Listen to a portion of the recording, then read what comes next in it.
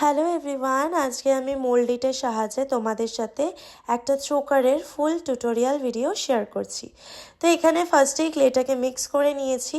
Mix করা হয়ে গেলে একটা লিড বসিয়ে এখানে আমি কিন্তু একটা শেপ কেটে বার করে নিয়েছি। শেপটা যদি প্রপারলি রাউন্ড নাও হয় তাহলেও কিন্তু সেটাতে টেনশনের কোনো ব্যাপার নেই, কারণ লাস্টে আমরা কিন্তু স্যান্ড পেপার দিয়ে সেটাকে ঠিকঠাক করে নেব।